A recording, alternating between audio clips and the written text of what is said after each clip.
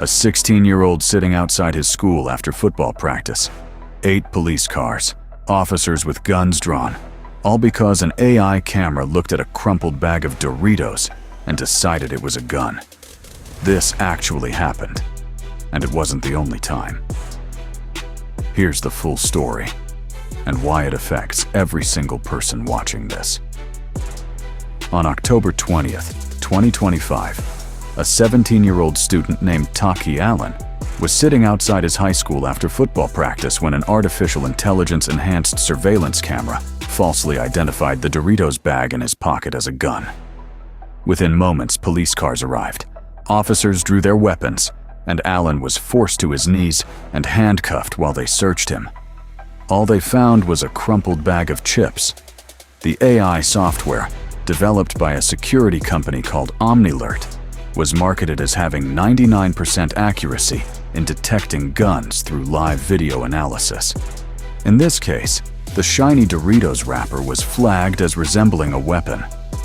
Baltimore County Public Schools sent a letter home to parents after the incident. But Allen says no one from the school reached out to him personally. "They didn't apologize.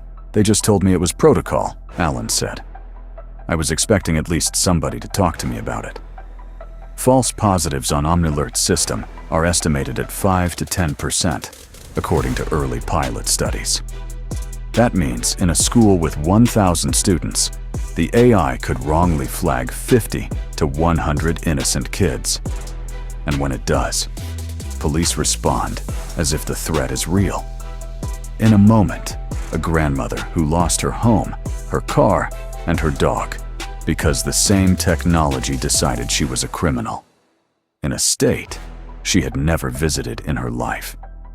In July 2025, U.S. Marshals showed up at Angela Lipps' Tennessee home with guns drawn. She was babysitting 4 young children at the time. Lipps, a 50-year-old grandmother of 5, was arrested for bank fraud committed in Fargo, North Dakota, a state she had never visited. She'd never even been on an airplane.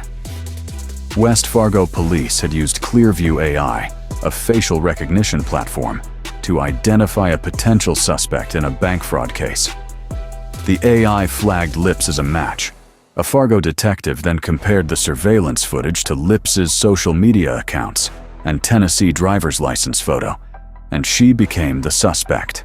Lipps spent almost 4 months in a Tennessee jail before being extradited to North Dakota, where she faced 4 counts of unauthorized use of personal identifying information and 4 counts of theft. Her bank records proved she had been in Tennessee the entire time the crimes were committed in North Dakota.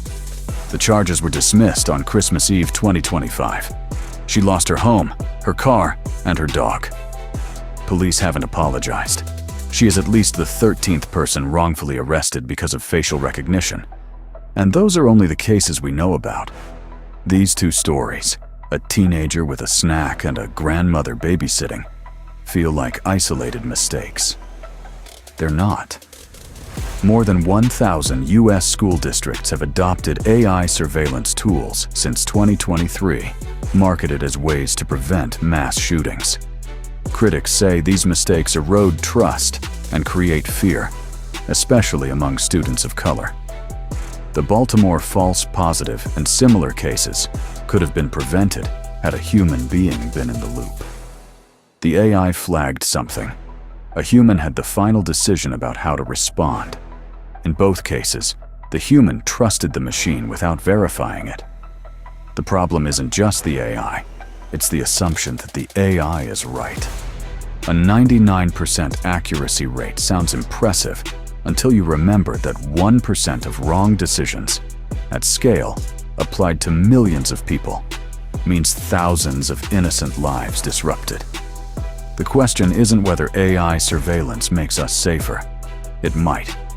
The question is what we're willing to accept as the cost of mistakes made at machine speed, applied to real people, in real time, with real consequences. Taki Allen is afraid to go back to school. Angela Lipps lost everything she had. Neither of them did anything wrong. Subscribe for more real AI stories that actually affect your life. See you in the next one.